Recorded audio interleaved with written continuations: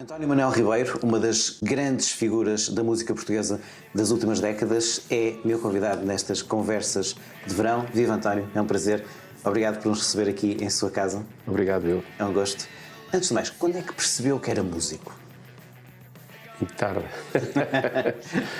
Eu quando digo muito tarde é porque eu faço parte de uma geração que éramos preparados pelos pais para sermos de alguma coisa, não é? E, portanto, eu andei a fazer vários cursos que interrompia até que a música começou a impor-se. Eu acho que 77, 78 é quando eu começo a acreditar que eu tenho que fazer música, eu quero fazer música. E nunca entrei em grupos de base, eu comecei logo por escrever mal, a rima era muito difícil, mas quis fazer coisas minhas, logo no princípio. E isso é uma coisa que o define, compõe e escreve quase tudo aquilo que canta, não é? Sim, hoje é praticamente tudo. No princípio, na primeira formação ainda tive coautores comigo, nomeadamente na música, mas depois não. A parte literária foi sempre minha, mas no princípio sim, no princípio havia desafios. É muito bom ter desafios, eu gosto muito de ter desafios. Escrevi muito pouco, depois escrevi para aí 2, 3 canções nos últimos 30 anos em coautoria. Como é que começaram os UHF? Esse período ali do final dos anos 70 não foi exatamente o seu início, tem ainda uns primeiros anos, mas em 78, quando aparecem os UHF, como é que apareceu a oportunidade de formar esse grupo histórico? Eu não conhecia ninguém, eu era mais velho, eu tinha ido já estudar para Lisboa, tinha ido para, portanto, o Liceu de Almada, que dependia do Dom João de Castro, na ajuda, era, digamos, uma espécie de sucursal. O Dom João de Castro não tinha, a partir do 5º ano, depois 9º, se não estou em erro, não tinha ciências. E eu tinha que ir para ciências, porque o meu pai queria que eu fosse arquiteto, era muito bom a desenho e a matemática. E fui para Lisboa e perdi um bocado a relação com a minha geração. E quando volto, eu desisti, porque eu não queria fazer aqui física nem química, e disse ao meu pai, olha, eu vou fazer as disciplinas que são possíveis depois de transitar para letras, eu quero estudar letras, vou para direito. O meu pai disse, sim senhor, vamos ter um advogado na família. Ficou tudo contente, mas também não teve. Porque, entretanto, aquela conversa, pai, gostava de fazer um grupo, alguém que diz, eu tinha ali um sujeito que tem um baixo em casa. Depois o baixo em casa, no fundo aquilo gerava-se à volta de uma praça, hoje praça do MFA, e que tinha um café, que era o Café Central. Era o telemóvel da época. Toda a gente passava pelo Café Central a uma hora qualquer, entre as 4 e as 6, toda a gente se encontrava. E é assim que as coisas começam, no boca a boca, mas com muitas dificuldades, porque não havia salas de ensaio, não havia instrumentos, não havia dinheiro para comprar instrumentos. Isto estamos em 78? 77, 78, sim. 79 também, ainda no primeiro ano. Portanto, para o ano, daqui a 2 anos, são 50 anos. É verdade. Estão a pensar a fazer alguma coisa, não? Estamos, sim, senhor. Aliás, vamos criar um grupo de trabalho, é melhor. Muito bem. Germano, por razão muito simples, não vai tudo para cima de mim. Não, obrigado. Não, obrigado. E, portanto, vamos ter um grupo de trabalho e vamos ter profissionais a trabalhar digamos, na construção de uma ideia bonita, porque acho que os UHF hoje em dia representam mais do que um projeto musical, uma vontade. E uma vontade de não desistir. Hoje em dia é muito fácil, as pessoas querem as coisas rapidamente realizadas, e se não estão realizadas, desistem. Nós não desistimos, tivemos muitos momentos, eu tive muitos momentos na minha vida musical, profissional, para desistir, e continuei. E acho que essa imagem de construção de força faz muitas vezes falta à nação, a Portugal, que é, eu não vou desistir, eu vou criar uma nova perspectiva e vou voltar. E foi isso que nós fizemos sempre, e é isso que eu quero deixar, uma espécie de espírito UHF. E no meio em que tudo é cada vez mais volátil e rápido, as coisas que duram ganham um valor extra, não é? Eu acho que sim, sabe, eu tenho um caso concreto, há dias não, já vai quase para mês e meio, para aí, 5 meses e meio, nós tocámos no Rock in Rio. Curiosamente foi só um espetáculo de 1 hora, porque é assim nos festivais, é sempre assim. Normalmente é 55 minutos mais uma canção de encore. Foi o que nós fizemos, mas deu na televisão. e o concerto foi todo passado na televisão. De repente descobriram-nos o HF. Nós andamos a fazer isso há 47 anos e meio, não é?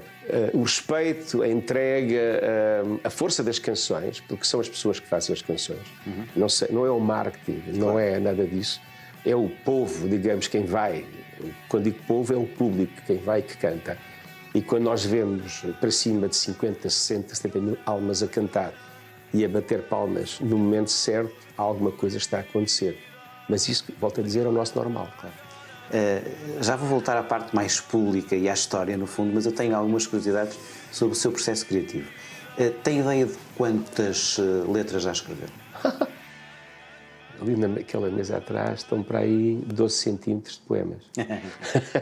Em altura. Nós escrevíamos, mas também estão canções. Eu tenho para aí, neste momento, por editar, e se calhar muitas delas nunca são editadas, 80 a 90 canções. Eu escrevo compulsivamente numa fase de tempo. Depois posso estar 6 meses sem agarrar numa folha de papel e escrever um poema. Mas posso estar na mesa do restaurante e em cima da mesa de papel, daquela folha de papel, começo a escrever e depois tenho que arrancar e trazer para casa. Eu acho que a minha escrita hoje é muito desorganizada, e ainda bem. Mas quando a inspiração aparece, eu vou para aí. E deita muita coisa fora ou geralmente acaba e é um produto que vai ter uso? Nem queira saber. Eu posso dizer, no Rock in Rio, eu escrevi uma canção. Nossa passagem por lá, o que é este festival e tal. E no outro dia estávamos a verificar as folhas, foram 23 páginas. Para uma canção de 3 minutos, nem chega a 3 minutos. Porquê? Porque é a questão do perfeccionismo. Eu tenho um policiazinho dentro de mim que está-me sempre a controlar, a criatividade. E agora eu estou a selecionar poemas para um novo livro de poesia. E então aí é que eu sou dramático, mas no bom sentido. Que não presta, rasgo lá de fora. Ai, mas isso pode ser bom. Não, isto não presta para nada. Isto é horrível. Até me envergonho, digo eu para mim próprio. Não é? Isto não dá, não cabe aqui. E, portanto, não tenho meio termo. Ou é bom ou é mau. O porreiro não existe. Os UF, quando começam, faz sentido falarem, por exemplo, na influência dos Doors, havia referências ou era um caminho próprio? Não, quer dizer, referências nós não sabíamos tocar sequer para nos aproximarmos dos Doors, nem de ninguém. Mas são, para mim, uma referência. Por uma razão muito simples. Germano, há uma altura, quando eu consigo comprar o primeiro LP dos Doors e ouço o The End, e mais tarde o When Music Sober, eu começo a ouvir uma música que eu não conhecia. Além de ser longa, é declamada.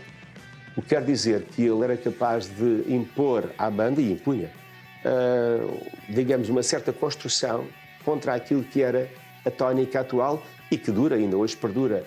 As canções para passar em rádio têm que ter até 3 minutos. Acima disso, já não é tempo rádio. Portanto, os Doors violaram isso tudo, não é? Eu estou-me a lembrar, eu quando comprei o primeiro EP dos Doors, EP de 4 canções, pequenino, 45 canções, Light My Fire não tinha nenhum solo. Eu, quando ouvi o LP, fiquei um bocado espantado, porque primeiro há um solo de órgão e a seguir um solo de guitarra. Porque eles tiveram que fazer uma edição, como nós fizemos, muitas vezes nos anos 80, uma edição, cortar. Uma vez cortámos o solo de guitarra do Renato Gomes, uma canção chamada Chris, solo lindíssimo. E chegou ao pé do Renato Gomes e disse, eu estou mal esta coisa. O que é que se passou? O teu solo de guitarra não presta para nada. Ele ficou assustado. Não. No LP saiu o solo inteiro, a canção inteira. No single tivemos que o cortar. E, portanto, os Doors, para mim, voltando à conversa, era alguma coisa diferente. E ele era um personagem diferente. Eu não conhecia. Na altura não havia vídeos, não havia imagens e, portanto, eu ouvia. Ele era mesmo diferente. E então vamos entrar nos anos 80, período áureo dos UHF. Os UHF, enfim, certamente uma das grandes bandas da música portuguesa na altura. Depois também nos vamos aos anos 80. Há agora uma certa nostalgia dos anos 80. Isso acontece muito, muitas vezes também a nossa memória do passado é adocicada, lembramos das coisas melhores, mas não se calhar das coisas piores. Era um Portugal ainda a entrar, enfim, muito nos primeiros anos 80, ainda antes, não estando na União Europeia, depois a entrada, o pós-revolução. Era uma época muito fervilhante, mas também muito desorganizada, não é? Estávamos todos a aprender. Em 1980 nós tínhamos, quando lançámos os Cavalos de Crio, tínhamos 6 anos sobre a liberdade, sobre a democracia, sobre o respeito entre nós todos. sobre liberdade criativa, por exemplo. E quando aquilo aparece, quando a canção aparece, ninguém está à espera. Porque um ano antes temos lançado O Jorge Morreu, uma pequena editora de Lisboa, e feito nulo, a não ser o António Sérgio, nos seus programas noturnos que passava. Os cavalos, eu costumo dizer que os cavalos não foram do 8 ao 80, foram do 8 ao 800 e não pararam nos 400. Para nós, para a editora, para a comunicação social, televisão, 2 canais, rádio, 5 ou 6 rádios, não havia rádios, por exemplo, locais, não havia nada disso. O que é que acontece? De repente há uma mudança rápida, porque acontecer alguma coisa de novo. E há uma coisa muito importante que na altura se falava um bocado, a cultura não se podia fazer ganhando dinheiro. Havia uma herdade do 25 de Abril, a cultura tem que ser a cultura subsidiada do Estado. Mentira. De repente nós estávamos a dar muito dinheiro à editora, estávamos a ganhar dinheiro e estávamos a permitir que outros artistas aparecessem com esses fundos, não é? Que no fundo houvesse dinheiro para descobrir novos valores. E portanto tudo isto é aprendizagem, Germano. Eu não vou dizer que andávamos a bater com as cabeças nas paredes, mas todos os dias havia qualquer coisa de novo. Nós estávamos a acrescentar vida à nossa vida. Foi um crescimento bonito, rápido e às vezes pouco saboreado, porque havia sempre alguma coisa mais para fazer. E estamos aqui à frente, em off estávamos a falar desta montra na parede absolutamente extraordinária, de discos de ouro, de platina também, provavelmente. Não é? Sim, platina e prata. A malta mais nova se calhar não tem a noção do que era vender mais de uma centena de milhares de discos, não é? Que vocês sim. E muito mais. Como é que isso foi? O primeiro disco que nós recebemos, de metal, é um single, é Os Cavalos de Corrida. E isso hoje pode-se pensar que é pouco. Na altura vendemos, eu não sei, mas talvez num mês e meio, mais de 30 mil discos. A partir dos 30 mil tínhamos um single de prata. Mas atenção, nunca tinha havido um single de prata, a não ser para os grandes nomes da nossa canção. Fado, Mália, Frei Hermano, Carlos do Carmo, o Marco Paulo. Agora, a música moderna, nos miúdos, isto é um fenómeno. E quando nós recebemos este disco, nós demos o tal salto sem percebermos que estávamos a dar um salto. Mas foi tão importante, o single, 2 canções, foi gravado, eu acho que em abril, maio de 80, mas só saiu em outubro. E quando saiu em outubro foi um sucesso tão grande que a Valentina de Carvalho, a nossa editora, tem um estúdio, e tem, em Passo de Arcos, disse: olha, vocês em janeiro vão para o estúdio gravar o que quiserem. Isto é fantástico. E nós não fomos acampar para o estúdio, gravámos o LP À Flor da Pele, que tem, por exemplo, a Rua do Carmo. Não é? Ou seja, eu costumo dizer que a Rua do Carmo é a canção para mim mais importante da minha vida, não porque é melhor, ou porque... não tem nada a ver com isso. Confirma que os cavalos não são um epifenómeno que vai desaparecer. A noção do segundo após o primeiro sucesso. Sim. O desafio do segundo, não é? A continuidade. Com os livros isso. Porque aconteceu nessa altura muito, grupos gravarem um disco e desaparecerem rapidamente. Foram centenas. Eu tenho uma coleção desses discos. E uma editora como a Valentina Carvalho, ligada à EMI britânica, quer dizer assim, vão para o estúdio, têm 2 meses para gravar. Cheque em branco. Fomos. E cheque em branco. E foi. Mais tarde vinha saber que à noite eles iam lá, depois nós saímos e iam lá verificar o que é que estávamos a fazer. Estavam mesmo a trabalhar, não é? Sim, senhor. Muito bem. Isso depois foi evoluindo, depois a indústria começa a mudar um pouco no final dos anos 90 e depois vem toda esta lógica primeiro da net, agora das redes sociais e dos streamings, enfim, as Spotifys. A própria noção da autoria está a mudar. Como é que se lida com isso?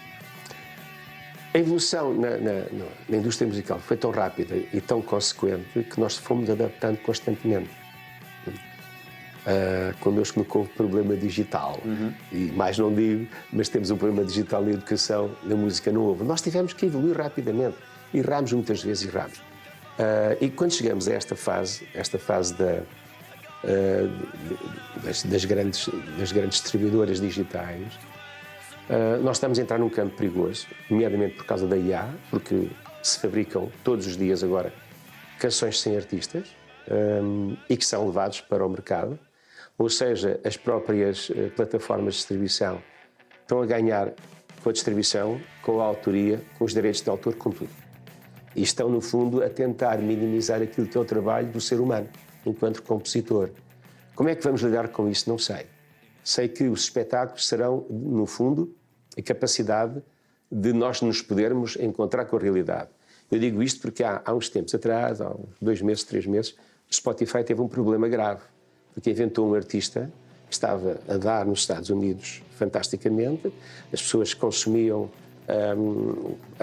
tudo o que aparecia nas plataformas, aquilo tinha imagem, tinha momentos de convívio, tinha tudo criado pela IA, e quando as pessoas andaram a picar, mas quando é que é o primeiro espetáculo? Nós queremos ir ao primeiro espetáculo, até que houve a informação de que aquilo não era um artista de carne e osso, mas apenas uma construção. O Spotify, nessa semana, perdeu 30% em bolsa. Foi interessante, para perceber que, se calhar, não pode fazer tudo o que quer. Em todo o caso, eu costumo dizer, no caso do Zugaia, nós ainda vendemos discos. Porque vimos de uma geração que ainda compra discos. Germano, que o disco tem uma coisa importante, e agora com o regresso do vinil, há uns anos, as capas, a informação interior, claro, a qualidade, uma capa de um LP é uma obra de arte, pode ser uma obra de arte, não é? Eu estou-me a lembrar do Hipgnosis, aquela empresa britânica, o que eles fizeram nos álbuns dos Yes, aquilo era uma coleção de obras de arte, não é? de pictóricas, e como é que isto vai ser, não sei.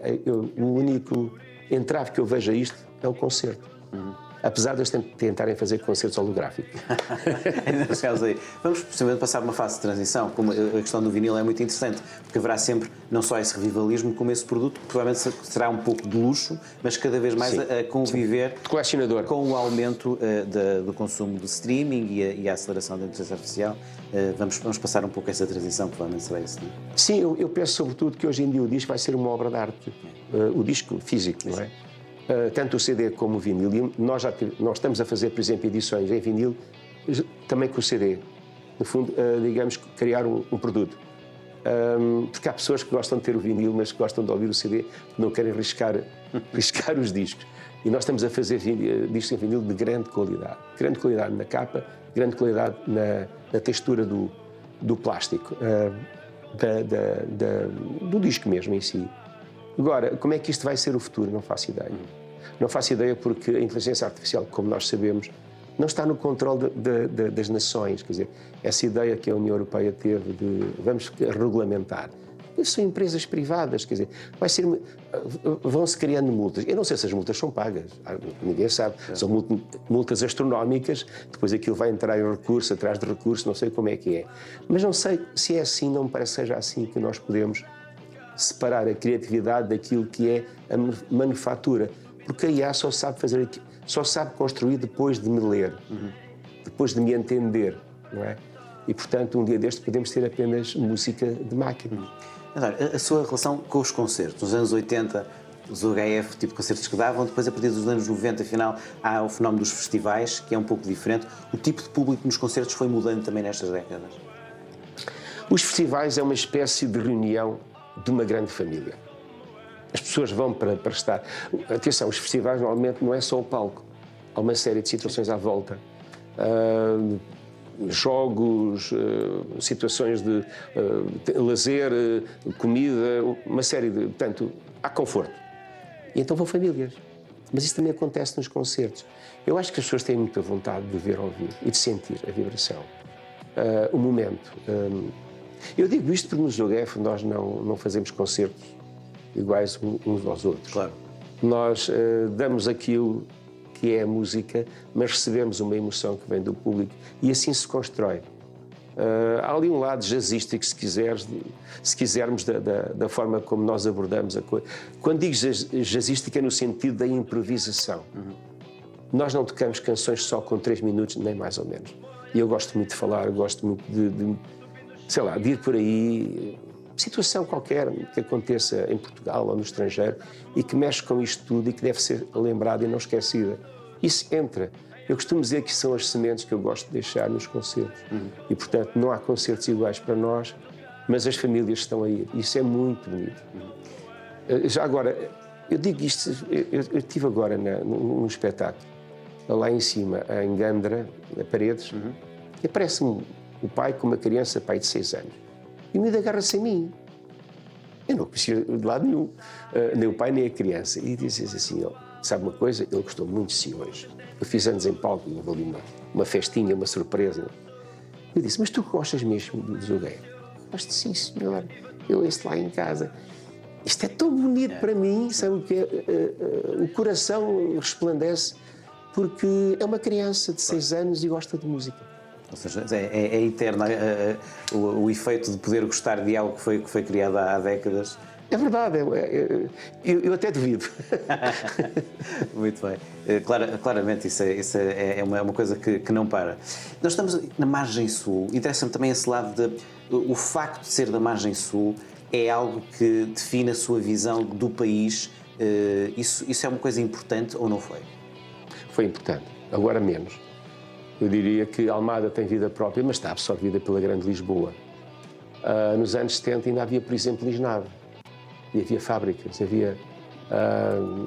eu tinha colegas meus de liceu que nas férias de verão iam para a Lisnave fazer trabalhos temporários para ganhar dinheiro para o resto do ano.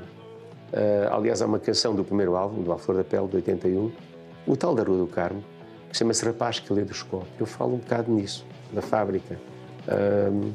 E essa ideia de uma cidade bastante industrializada na altura.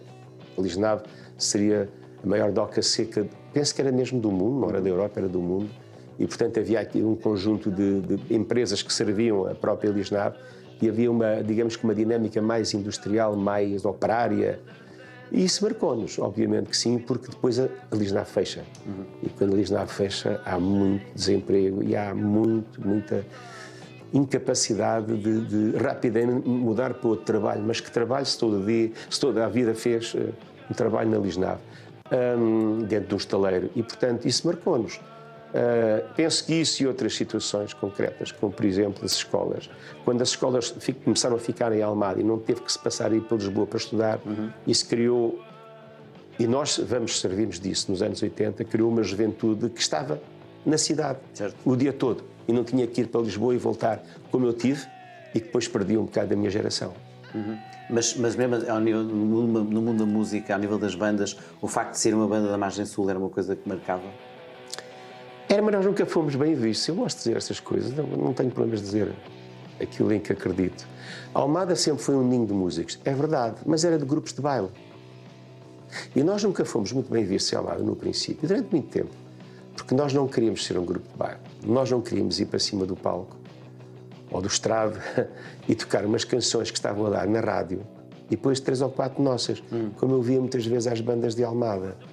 Nós queríamos fazer as nossas canções e isso era assim um bocado... Quem é que são estes tipos, não é? Eu lembro-me uma história, nós devemos contar as coisas sem problemas nenhum, já tem muitos anos. Na véspera de gravarmos o EP Jorge Morreu, um EP de 3 canções, que havia uma canção muito grande, só cabia num lado, e outras 2 no outro lado. Nós tínhamos uma sala em Almada, que era o Canequel, que nos era emprestada, que era uma sala grande, que era quase uma sala pequena de espetáculo. E resolvemos convidar uma série de músicos de Almada para nos virem dar uma opinião sobre o que íamos gravar no dia a seguir. E a opinião foi assim, todos eles. Ou seja, em vez de termos um apoio, nós saímos dali, daquele tocámos ali as canções e tal. Não, pá, vocês não estão preparados, pá, as canções e tal, e não sei o quê. Aquilo foi um balde de água fria, ainda hoje me lembro. E também passamos sobre isso no dia a seguir. No estúdio da Arnaldo Trindade, na Rua de Campo Lide. Quando entrei no estúdio pensei que estava sem voz. Porquê? Porque não havia eco. Eu estava habituado a ter eco na sala onde ensaiávamos e de repente... pá, eu disse que já perdi a voz. Não ouço a minha voz, não. E que era um estúdio insonorizado, eu tinha que ouvir nos headphones e com o microfone à frente, não é? E portanto éramos assim, imberbes, perfeitamente bebés. E não nos deram apoio, mandaram-nos para baixo. Sobre o Prudino, já falou dos cavalos de corrida, da Rua do Carmo, interessa-me ali 2 ou 3 coisas, saber a origem e a decisão. Por exemplo, a versão do Menina Estás à Janela. Germano, eu fui contra essa versão. Fui contra a versão. Estamos a falar de 92 para 93. Eu estava a promover um disco, o meu primeiro disco a solo, que eu tinha lançado numa fase calma, em 92, e depois começámos a preparar o disco Santa Loucura, onde iria estar a menina, o Sarajevo também estava lá. E uma série de canções, é um duplo álbum, de vinil e CD cheio. E não queria fazer uma versão. E há um dia em que eu vou para Lisboa fazer um programa de televisão, e passo lá umas boas horas, e quando chego à sala de ensaios, na altura tínhamos uma sala de ensaios nossa, toda chique, insonorizada, como deve ser, e eles tinham estado a ensaiar. E disse assim, pá, ó Tó, desculpa lá, vê lá isto agora. E começam, ok, vamos lá cantar. É assim. Porque eu opus-me à versão, porque era entrar, digamos, uma área que eu não estava para aí virado, não é?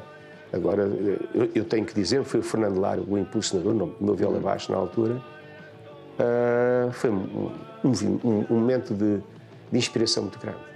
Mas tem a noção que pessoas mais novas nos anos 90 achavam que a versão original era a vossa.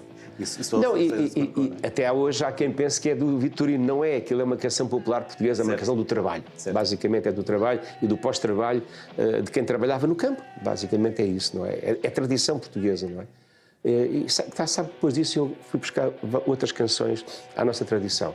Nós gravámos, por exemplo, há uns meses, gravámos o Maria Faia, que já andava a cantá-lo. Eu gosto tanto daquela canção. E acho que o Zugaev e eu próprio, como compositor, cheguei a uma altura que não tenho que ter vergonha de ir buscar canções da raiz popular portuguesa. Isto faz mal. Não faz nada mal. Isto é a capacidade que hoje nós temos de abordar outro estilo musical ou outras áreas musicais e valorizar. E falou de Sarajevo, relativamente ao Sarajevo, onde é que nasce? Sarajevo e agora mais recentemente a Ucrânia. O Sarajevo chocou-me imenso. Chocou-me imenso porque era no centro da velha Europa, não é? Aliás, como diz a canção. Depois havia genocídio, já ninguém fala disso. Os vizinhos de um lado matavam os vizinhos do outro lado. Lembra-se que na altura houve uma série de voos para tirar crianças órfãs da antiga Jugoslávia. Portugal recebeu uma parte dessas crianças. Foi nessa altura, estou-me a arrepiar, pois estou. Foi nessa altura que eu agarrei e escrevi a canção. É o que nós podemos fazer, os artistas, é não deixar esquecer.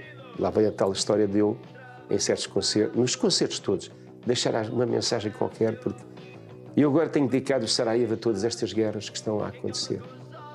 Nós já nos esquecemos que a Ucrânia todos os dias defende, e de uma forma brutal, o que está a acontecer. O que acontece na faixa de Gaza na Palestina, o que acontece no Irão, o que acontece no Sudão.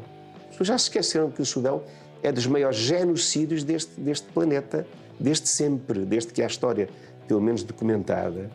E tudo isso me faz... acho que tem um bocado a ver com aquilo que foi também a minha aprendizagem dos grandes cantautores portugueses. Tinham causas. Um cantor, um músico rock, às vezes eu sou muito mais que um músico rock, mas sou um compositor. São causas. Eu tenho que dar palavra à situação. E hoje a capacidade de um músico passar essa mensagem junto do público é idêntica há umas décadas, sente essa adesão do público relativamente à questão, por exemplo, da Ucrânia? Nós estreámos a Ucrânia há 4 anos. Eu escrevi logo a Ucrânia, eu estava no Algarve no dia 26 de fevereiro e passei a noite a ver televisão. Fui fazer um espetáculo sozinho, poesia, voz, guitarra, mais. Eu não estava a acreditar nisso, isto está a acontecer. Os americanos bem nos avisaram, ninguém acreditou. Os serviços secretos estavam a avisar que havia uma grande concentração de material e homens junto à fronteira. E quando ia para cima, ia parando as bombas de gasolina, não era para meter gasolina, era para escrever. E agarrei na versão de piano do Sarajevo e disse, vou gravar isto. No dia 3 de março, tínhamos um vídeo gravado, só com imagens da guerra, e legendado em ucraniano, português e ucraniano. Era a minha posição que estava, era a minha posição enquanto cidadão do mundo. Dizer, isto não pode acontecer, isto não está a acontecer. Não está a acontecer outra vez. Mas nós não aprendemos nada. 2 guerras mundiais na velha Europa não nos ensinaram nada. A fragmentação da Jugoslávia nos anos 90 não nos ensinou nada. Esta é a posição que o artista tem que assumir e deve assumir. Eu não sou só de florinhas, gosto de falar de flores, de canções de amor, sim, mas a minha ação sociológica e social tem que estar presente. Olhando para trás, a democracia portuguesa fez 50 anos há 2 anos. O que é que vê de esperança, mas também de frustração neste meio século de democracia em Portugal? Nós estamos num tempo de grande confusão. Eu quase diria que estamos num tempo de esquizofrenia. Não temos uma maioria absoluta governamental e, portanto, é muito difícil governar. Temos tido alguns problemas com ministros, com situações concretas, mas antes de avaliarmos o que se passou, antes do julgamento dos factos, já estamos a admitir toda a gente. Isto é esquizofrenia. Nós não podemos passar a vida em eleições. Isto não dá estabilidade a ninguém e depois há um florescimento daquilo que é a extrema-direita. Essa está atenta e sabe entrar. Porquê? Oferece tudo que não vai dar nada. A confusão é esta, não é? Quer dizer, vimos este caso agora de Ceuta, não é? E tudo isso traz para este país uma situação que é... Estamos a esquecer do que foi o dia 24 de abril de 74. Eu não me esqueço, porque era crescido. No dia 24 de abril, e durante mais umas semanas, eu ainda receei uma coisa, que era ir para a tropa. Felizmente tinha aquilo que era o adiamento e fui para a faculdade. Mas eu era, não sei se hoje as pessoas mais novas sabem, um estudante que metesse adiamento e fosse para a faculdade tinha 2 problemas. Primeiro problema, se chumbasse era incorporado. Se não chumbasse e acabasse o curso, era também incorporado no fim do curso. Portanto, este era o meu horizonte e da minha geração. O 25 de Abril não só me trouxe a liberdade, como me trouxe a dignidade e a responsabilidade.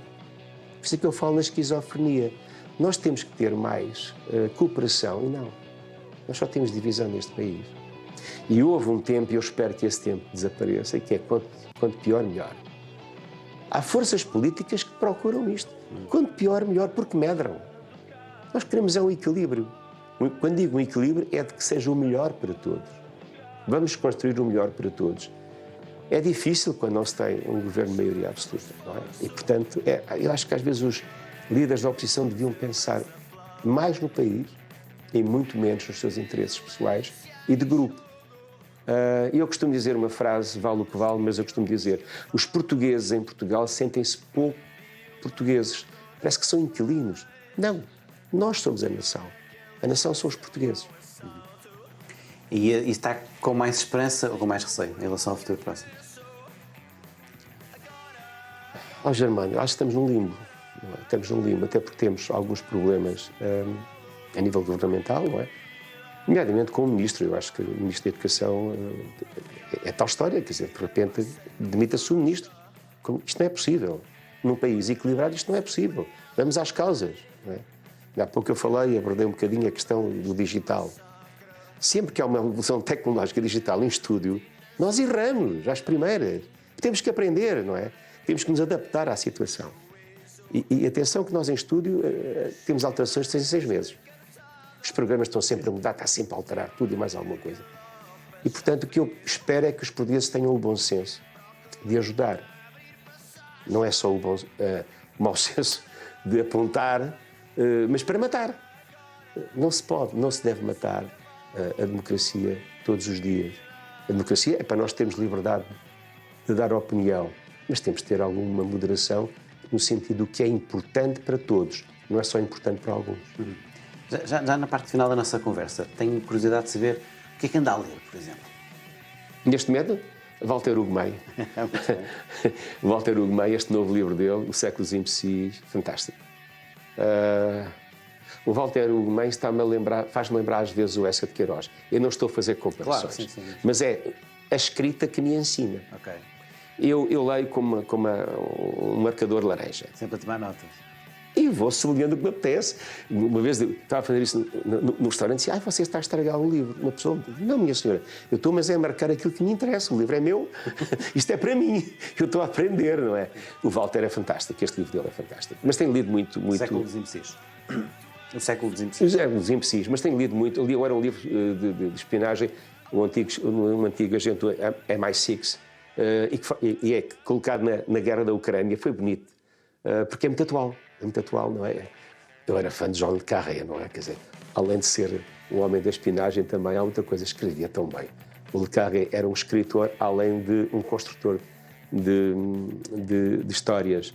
Mas tenho ali dois Lobantunes que ainda não comecei a ler, por uma razão muito simples. Eu fiz mal a agarrar neste Walter Ugumem, porque eu ando na estrada.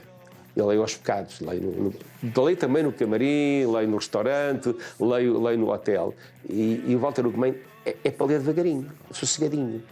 E o mesmo acontece com o Lobantunes. Eu não posso andar de um lado para o outro. O Lobantunes, eu cada vez que leio o Lobantunes estou a aprender. Não é? E depois tenho que... Acho que já está a chegar à altura de reler para aí a quarta vez os Maias. Estou a precisar de reler aquilo. Faz tanta falta, não faz? Entender os Maias. Sem dúvida, e regressar. E é sempre difícil ser juiz em causa própria, mas o que é que me pode falar do que está a ouvir? Colegas seus, portugueses ou estrangeiros, o que é que o tem surpreendido nos últimos tempos? Isso eu ouço tudo, mas é no carro. Eu em casa ouço de A a Z. Estou a chegar ao fim da minha vasta discoteca de Jewel Box. Já estou na letra W. E eu estava a ouvir o White Snake. Okay. Portanto, eu leio de A a Z. Mas não, aqui tenho os meus vinis, ali tenho o jazz e a world music. Tenho aqui tenho a última caixa que eu consegui do Miles Davis, com coisas raras, e portanto, eu para escrever não ouço música com palavras, ouço jazz, meto-me dentro da minha bolha. Eu preciso de jazz. Para mim, Keith Jarrett é a minha grande companhia. E, por exemplo, portugueses regressam sempre a Zeca Afonso? Não, sempre. O Zé Mário. O Zé Mário é um bocado como o Lobantunes, de vez em quando, mais como essa, de vez em quando tenho que ouvir o Zé Mário. O Zé Mário era um homem de um rigor. Além de ser um cantor, além de ser um escritor, era sobretudo um produtor. Para mim, eu ouço o disco, a margem, de certa maneira, de 72 ou 73, ok? E que está atual. Certo. Eu não mexia naquela mistura, aquilo está fantasticamente moderno. Não é? E, portanto, eu gosto muito do Sérgio. Sérgio, ia falar nisso. O Sérgio. Estava a ler os pensamentos e ele falou do Sérgio. o Sérgio é o grande modulador da palavra portuguesa. Quando nós começámos, havia aquela ideia, só se cantava em inglês. Os grupos do Porto cantavam em inglês. E nós, até mar cantar em português. O português não se pode cantar porque tem ditongos, tem palavras muito compridas, os advérbios de modo. Não. O Sérgio agarrou nisso tudo e deu-lhe uma melodia. Eu, quando ouvi o pré-histórias do Sérgio, disse: o que é isto? Que sujeito é este, não é? Fantástico. E em algumas coisas parece quase um rapper avant-la-lettre também. Sim. O Sérgio tem essa fase. E, sobretudo, tem nestes últimos trabalhos, ele tem muito essa fase de modelar a palavra dentro do jogo do rap. E o Fausto, por exemplo, também. Por Este Rio Acima é uma obra genial. É uma das maiores obras da música portuguesa. Eu acho que sim. Ou seja, eu não quero tirar valor a ninguém. Claro, não. Mas o Por Este Rio Acima é uma obra superior. Os Lusíadas da música portuguesa? Olha que bela definição. Estou a dizer disparados, não estou? Não está não.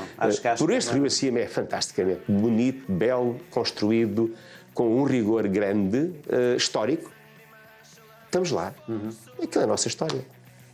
É claro que é fácil, eu não quero ser demagogo, é fácil dizer estas coisas, mas é o que eu sinto. Acho que o desaparecimento do Fausto não foi devidamente assinalado. Também acho. Acho, sim, senhor, estou de acordo, perfeitamente de acordo com isso. O Fausto era um sujeito escondido. É verdade. Eu, por exemplo, eu sou membro da Sociedade de Autores, eu nunca vi o Fausto na Sociedade de Autores numa Assembleia Geral ou num corredor, nunca o vi. Nos anos 80 ainda tocámos com ele. Tocámos com ele com a banda dele e o HF, tocámos em algumas festas de 25 de Abril, 24 de Abril, toquei ainda com ele, mas ele era uma pessoa que desaparecia. E já agora estamos a gravar isto não muitos dias depois da morte inesperada do Luís Represas. Que memória tem de Luís? O Germano Luís é um dos meus amigos de palco dos anos 70, logo em 79. Eu fui ver a minha agenda. Eu tenho uma agenda com...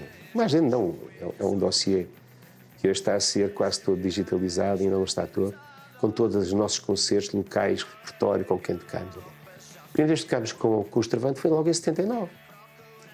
Nós, não sei se já tínhamos o Jorge, mas eu penso que nem sequer tínhamos ainda o nosso primeiro disco editado, também saiu em outubro de 79. E eu conhecia do Estravante o Show Nosso. o seu primeiro LP. Portanto, nós gostávamos muito de tocar uns com os outros, porque éramos todos miúdos e o palco era o nosso aquário, não é? E, portanto, começámos daí e fiquei ali. Eu estive ainda num jantar, eu fui ver as minhas memórias. Eu estive mais recentemente com o Luís na SPA, mas estive com ele a jantar em Reguengos de Monsaraz, na festa de rádio local. Foi no final de 2024. Tocámos, era a festa da rádio, fui eu, ele e a Rita Guerra, e tivemos um jantar de grande convívio. Muitas vezes nós não nos vemos durante meses ou anos, e depois quando nos encontramos é como se fosse ontem, não é? E tivemos ali numa boa cavaqueira, nada esperava, nada, eu não esperava nada disto. Muito bem, ficamos à espera do que vai sair então do grupo de trabalho para os 50 anos do HF. Obrigado. Não há nada que substitua uma grande conversa, foi uma bela conversa. Obrigado. Muito obrigado também. Muito obrigado. Obrigado.